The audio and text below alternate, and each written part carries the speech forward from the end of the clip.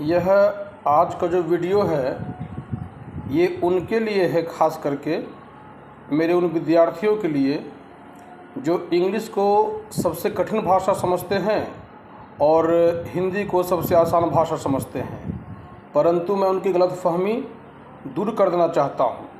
प्यारे विद्यार्थियों, संसार की सबसे आसान भाषा इंग्लिश है, अकॉर्डिंग टू माय ओपिनियन।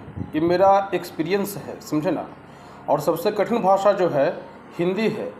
आपने सुना होगा कि इंग्लिश तो हर कोई बोल लेते हैं टूटी फूटी, भले उसमें ग्रामेटिकल मिस्टेक ही क्यों ना हो, लेकिन हिंदी बोलने के लिए जज्बा चाहिए। और अच्छे पढ़े लिखे लोग भी हिंदी जो बोलते हैं वो कहीं ना कहीं हास्य का पात्र बन जाते हैं, मजाक का पात्र बन जाते हैं। आप जैसे देखिए, कुछ एग्जाम्पल लीजिए। मैं वहाँ गईस, मैंने उसे 4 रुपये दीहिस, नेताजी ने कहिस। यह सब हिंदी जो है मजाक उड़ रहा है हिंदी का, ये सब हिंदी वर्ड नहीं है। कुछ और सेंटेंस देख ले। बीमार होने के बावजूद भी वह विद्यालय गया। जी नहीं, के बावजूद के बाद कभी भी का इस्तेमाल नहीं होता है। बीमार होने के बावजूद वह विद्यालय गया, यह सही सेंटेंस है। जैसे मान लिया अंतोगत्वा उसकी मृत्यु हो गई।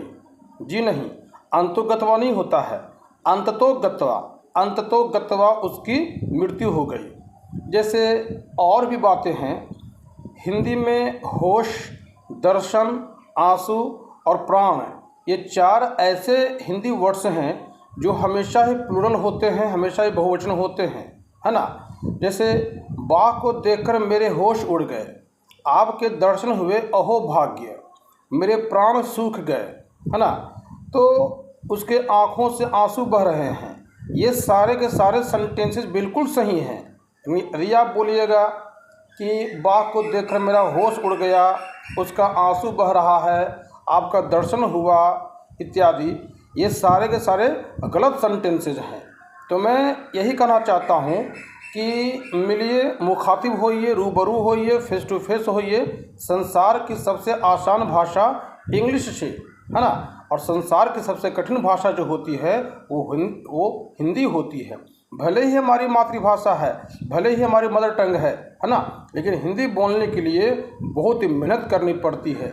मैं यह बात दावे के साथ कह सकता हूँ कि 10 लाइन या 5 लाइन हिंदी कोई व्यक्ति, मैं समझता हूँ कि 100 में 25% ही हिंदी ढंग से बोल सकते हैं बोलने वाले लोग, है ना।